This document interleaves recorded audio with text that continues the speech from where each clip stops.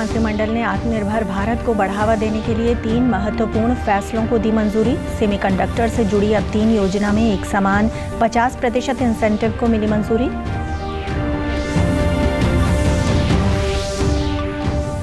हरियाणा विद्यालय शिक्षा बोर्ड के चेयरमैन डॉक्टर जगबीर सिंह ने कहा, प्रदेश में शिक्षक भर्ती के लिए एचटेट पास अभ्यर्थी ही होंगे योग्य।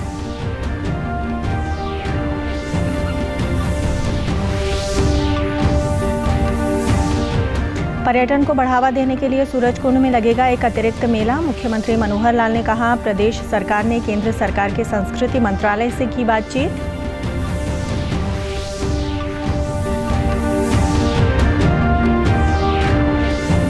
और राज्यपाल बंडारू दत्तात्रेय ने श्री विश्वकर्मा कौशल विश्वविद्यालय पलवल में सौर प्रौद्योगिकी प्रयोगशाला, नवाचार कौशल स्कूल मॉडल और सीएनबी लैब का किया उद्घाटन।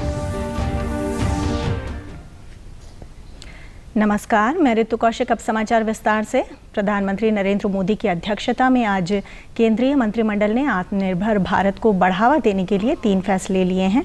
बैठक में लिए गए निर्णयों की जानकारी देते हुए पत्रकार वार्ता में केंद्रीय सूचना एवं प्रसारण मंत्री अनुराग सिंह ठाकुर ने कहा कि मंत्रिमंडल ने सोलर पैनल में पीएलआई स्कीम को मंजूरी दे दी है। उन्होंने कहा कि प्रधानमंत्री नरेंद्र मोदी के नेतृत्व में मंत्रिमंडल ने उच्च दक्षता वाले GW पैमाने की विनिर्माण क्षमता प्राप्त करने के लिए उच्च दक्षता और पीवी मॉड्यूल पर राष्ट्रीय कार्यक्रम पर उत्पादन से जुड़ी प्रोत्साहन योजना को मंजूरी दी है। हाई एफिशिएंसी वाले सोलर पीवी मॉड्यूल्स के लिए पीएलआई स्कीम्स की ट्रांच 2 पर अनुमोदन किया है और जिसके अंतर्गत चयनित 3 कंपनियों ने सोलर पीवी मॉड्यूल्स के बनाने के लिए 8.7 गीगावाट की क्षमता के उत्पादन की कैपेसिटी यहाँ पे बनाने की शुरुआत की है, जहाँ इसका काम चल रहा है। ये फुली इंटीग्रेटेड प्रोजेक्ट्स आ रहे हैं और इस पे लगभग 20,000 करोड़ रुपए की इन्वेस्टमेंट आ रही है। केंद्रीय मंत्री ने कहा कि सेमीकंडक्टर से जुड़ी अब 3 योजना में एक समान 50% इंसेंटिव को मंजूरी मिल गई है। इसके अलावा कैबिनेट राष्ट्रीय लॉजिस्टिक नीति को भी मंजूरी दी गई है। सोलर पीवी मॉड्यूल्स के लिए जो ट्रांच 2 के लिए 19,500 करोड़ रुपए आज मंजूर किया गया है, जिसका प्रावधान रखा गया है।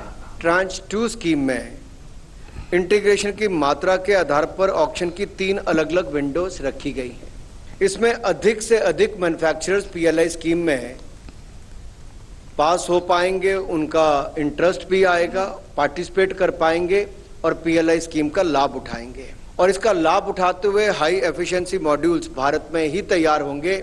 1000 मेगावाट कैपेसिटी वाले प्लांट ही इस स्कीम के लिए एलिजिबल होंगे। इससे देश में सोलर एनर्जी का उत्पादन कम लागत पर हो सकेगा। हरियाणा विद्यालय शिक्षा बोर्ड के चेयरमैन डॉक्टर जगबीर सिंह ने आज बोर्ड कार्यालय में पत्रकारों से बातचीत करते हुए कहा कि आने वाले दिनों में प्रदेश में 14,000 शिक्षकों की भर्ती होनी है और इसके लिए एचटेट पास अभ्यर्थी ही योग्य होंगे। उन्होंने कहा कि सीटेट की परीक्षा दूसरे प्रदेशों के अभ्यर्थियों ने भी पास की हो सकती है, जिसके कारण प्रदेश के अभ्यर्थियों को कम अवसर मिलता था। इसलिए प्रदेश सरकार ने ये निर्णय लिया है। हाँ, ये पत्र पिछले साल ही सरकार ने जारी किया था नोटिफिकेशन के भी सीटेट और एचटेट इक्विवेलेंट रहेंगे और उसका हमने बोर्ड ने विरोध भी किया था। सरकार को पत्र भी लिखा था कि भाई ये इक्विवेलेंसी तय करने से तो ठीक नहीं रहेगा, क्योंकि उसमें तो सीटेट करने वाले बाहर के लोग होते हैं। हरियाणा में स्थापित लोग ही एचटेट करें और हरियाणा में ही वो अध्यापक लगें। तो इसलिए सरकार ने हमारी इस बात को मानते हुए उस नोटिफिकेशन में विड्रा कर लिया है। अब जो 14,000 वैकेंसियाँ निकली हैं उन सबको एचटेट पास होना अनिवार्य है। बोर्ड के चेयरमैन डॉक्टर जगबीर सिंह ने कहा कि 29 सितंबर से 17 अक्टूबर तक होने वाली बोर्ड की सप्लीमेंट्री परीक्षाओं के एडमिट कार्ड ऑनलाइन माध्यम से जारी किए जाएंगे। उन्होंने बताया कि 10वीं और 12वीं के कंपार्टमेंट, अतिरिक्त अंक व इम्प्रूवमेंट के लिए ये परीक्षाएं सायंकालीन सत्र में दोपहर 2 बजे से 4:30 बजे तक होंगी। विद्यालय की सीनियर सेकेंडरी और सेकेंडरी की कंपार्टमेंट और सप्लीमेंट्री परीक्षाएं 29 सितंबर से शुरू होकर के 17 अक्टूबर 2022 तक रहेंगी। इसमें आज से सभी विद्यार्थी 10वीं और 12वीं के शैक्षणिक हैं चाहे मुक्त विद्यालय के अपने admit card A4 size paper रंगीन डाउनलोड कर सकते हैं। प्रदेश के मुख्यमंत्री मनोहर लाल ने कहा कि फरीदाबाद के सूरज कुंड में एक अतिरिक्त मेला लगाने पर सरकार विचार कर रही है। इस संबंध में हरियाणा सरकार ने केंद्र सरकार के संस्कृति मंत्रालय से बातचीत की है। इसके अलावा मुख्यमंत्री ने बताया कि पिछले दिनों गीता स्थली कुरुक्षेत्र के ज्योतिसर में भगवान श्री कृष्ण के विराट स्वरूप की मूर्ति का अनावरण किया गया था। अब जल्द ही यहां पर 3D प्रोजेक्शन मैपिंग शो भी देखने को मिलेगा। मुख्यमंत्री ने कहा कि ज्योतिसर तीर्थ पर पहले भी 2019 से एक लाइट एंड साउंड शो चल रहा है। मुख्यमंत्री ने कहा कि यमुनानगर में स्थित आदिबद्री तीर्थ से जुड़े 52 करोड़ के एक प्रोजेक्ट को केंद्र सरकार के पर्यटन विभाग को भेजा गया है। इसके अलावा बहादुर सिखों की राजधानी लोहगढ़ में किले के जीर्णोद्धार के लिए परियोजना बनाई गई है, जिस पर भी कार्य चल रहा है। मुख्यमंत्री ने कहा कि पिंजौर में स्थित यादवेंद्र गार्डन के जीर्णोद्धार के लिए आगा खान फाउंडेशन के साथ समझौता किया गया है। इसके लिए जल्द ही ज्यूरिख से एक टीम हरियाणा पहुंच रही है। मोरनी और टिकरताल आदि को ध्यान में रखते हुए होम स्टे पॉलिसी बना दी गई है। प्रदेश के राज्यपाल बंडारू दत्तात्रेय ने आज श्री विश्वकर्मा कौशल विश्वविद्यालय दूधौला में नई सौर प्रौद्योगिकी प्रयोगशाला, नवाचार कौशल स्कूल मॉडल और CNC लैब का उद्घाटन किया। इस अवसर पर विश्वविद्यालय के कुलपति राज नेहरू भी मौजूद थे। राज्यपाल ने अपने संबोधन में कहा कि विश्वविद्यालय में नई टेक्नोलॉजी की advance electrical lab, CNC simulation lab और सोलर एनर्जी लैब स्थापित की गई है। इनकी सहायता से विद्यार्थी बेहतर शोध कार्य कर पाएंगे, जिससे स्किल डेवलपमेंट को बढ़ावा मिलेगा। उन्होंने कहा कि विश्वविद्यालय में इको विलेज भी विकसित किया जा रहा है, जिसके माध्यम से विद्यार्थी पर्यावरण संरक्षण से संबंधित कौशल प्राप्त करेंगे। इको विलेज में eco house, mushroom farm, medical plant, polyhouse, greenhouse, organic farming, dairy farming, compost खाद, वर्मी कंपोस्ट यूनिट स्थापित होंगी। नई टेक्नोलॉजी लैब और नवाचार कौशल स्कूल मॉडल आज अपने समय की मांग को पहचान कर ये परियोजनाएं स्थापित की है, जो छात्रों के भविष्य को उज्जवल बनाने में सार्थक सिद्ध होंगी। आज कौशल का युग है। जिस देश के पास कौशल युवा होंगे, वही देश आगे बढ़ेगा। प्रधानमंत्री नरेंद्र मोदी ने कल PM केयर्स फंड के बोर्ड ऑफ ट्रस्टीज की बैठक की अध्यक्षता की। प्रधानमंत्री ने PM केयर्स में देशवासियों के योगदान की प्रशंसा की। PM केयर्स फंड का अभिन्न अंग बनने पर प्रधानमंत्री ने ट्रस्टियों का स्वागत किया। प्रधानमंत्री ने कहा कि नए ट्रस्टियों और सलाहकारों की भागीदारी से PM केयर्स फंड के कामकाज को व्यापक दृष्टिकोण मिलेगा। बैठक में केंद्रीय गृह मंत्री अमित शाह और केंद्रीय वित्त मंत्री निर्मला सीतारमण के साथ साथ PM केयर्स फंड के नए नामित ट्रस्टी भी शामिल हुए। बैठक में PM केयर्स की मदद से शुरू किए गए विभिन्न पहलुओं के बारे में एक प्रस्तुति दी गई, जिसमें PM केयर्स फॉर चिल्ड्रन योजना भी शामिल है, जो 4345 बच्चों की मदद कर रही है। प्रसिद्ध हास्य कलाकार राजू श्रीवास्तव का आज सुबह दिल्ली के अखिल भारतीय आयुर्विज्ञान संस्थान एम्स में 58 वर्ष की आयु में निधन हो गया। पिछले महीने दिल का दौरा पड़ने के बाद उन्हें एम्स में भर्ती कराया गया था। प्रधानमंत्री नरेंद्र मोदी ने कॉमेडियन राजू श्रीवास्तव के निधन पर दुख जताया है। उन्होंने अपने ट्वीट संदेश में कहा कि राजू श्रीवास्तव ने हास्य और सकारात्मकता के साथ लोगों के जीवन को रोशन किया। उन्होंने कहा कि वे लोगों के दिलों में हमेशा जीवित रहेंगे। प्रधानमंत्री ने उनके परिवार और प्रशंसकों के प्रति संवेदना व्यक्त की। केंद्रीय गृह मंत्री अमित शाह ने कॉमेडियन राजू श्रीवास्तव के निधन पर दुख व्यक्त करते हुए इसे कला जगत के लिए अपूरणीय क्षति बताया। उन्होंने कहा कि राजू श्रीवास्तव ने अपनी अद्भुत प्रतिभा से सभी को प्रभावित किया। वहीं मुख्यमंत्री मनोहर लाल ने मशहूर हास्य कलाकार एवं भाजपा नेता राजू श्रीवास्तव के निधन पर उन्हें श्रद्धांजलि दी।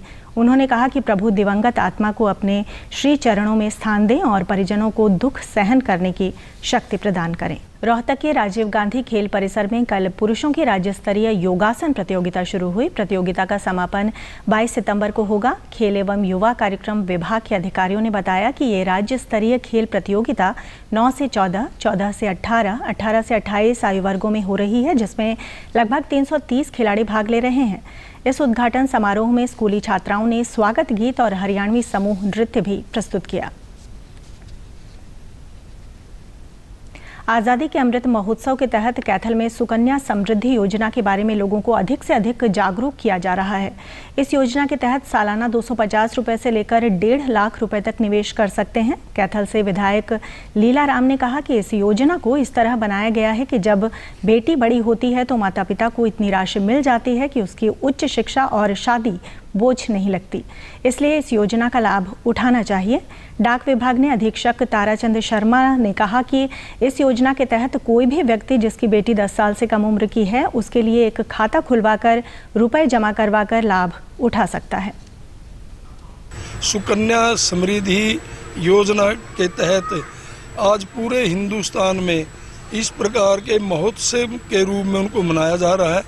और मैंने बड़े अधिकारियों से जब बात की, उन्होंने स्कीम के बारे में बताया कि पहले 1000 रुपये महीना इसमें जमा कराना होता था, परंतु 250 रुपये से खाता खुलता था।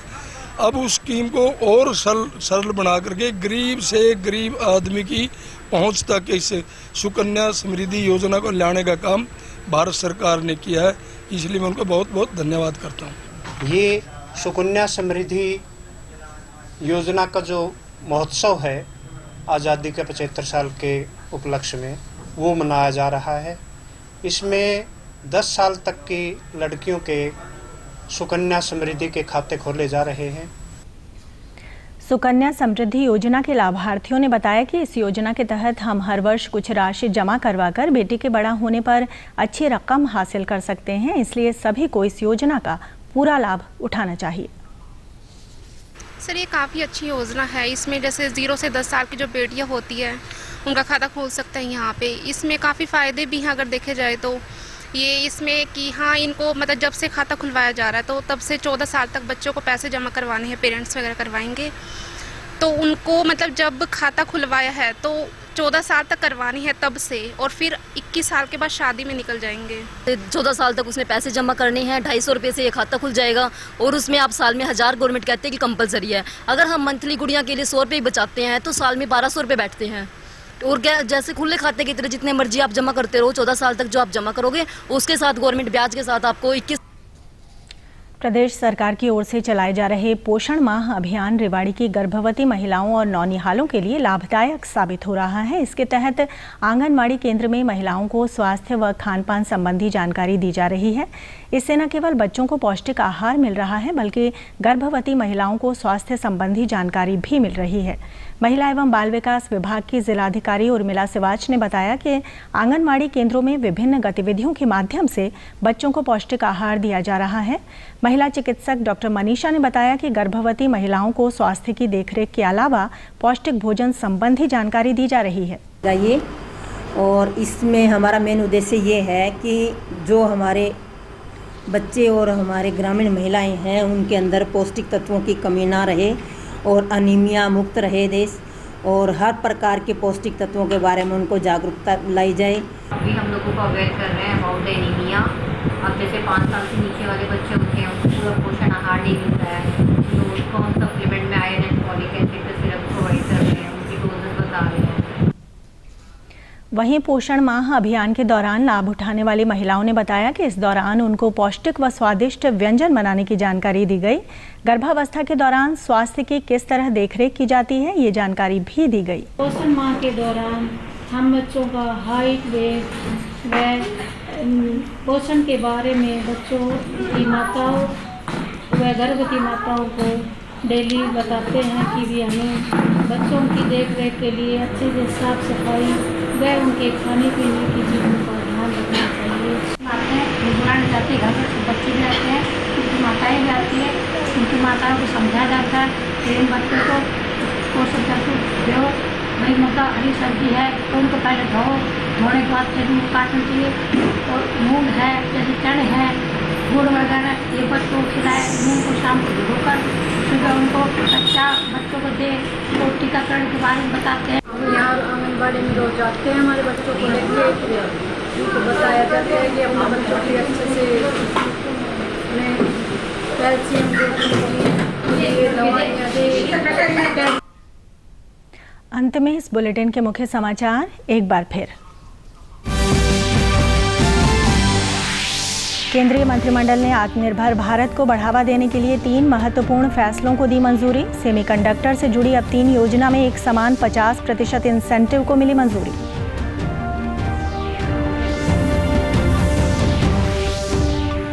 हरियाणा विद्यालय शिक्षा बोर्ड के चेयरमैन डॉक्टर जगबीर सिंह ने कहा, प्रदेश में शिक्षक भर्ती के लिए HTET पास अभ्यर्थी ही होंगे योग्य।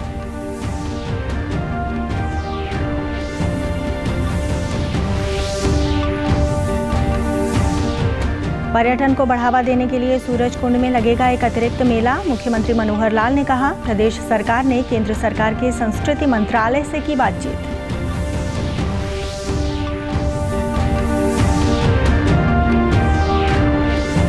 और राज्यपाल बंडारू दत्तात्रेय ने श्री विश्वकर्मा कौशल विश्वविद्यालय पलवल में सौर प्रौद्योगिकी प्रयोगशाला, नवाचार कौशल स्कूल मॉडल और CNB लैब का किया उद्घाटन।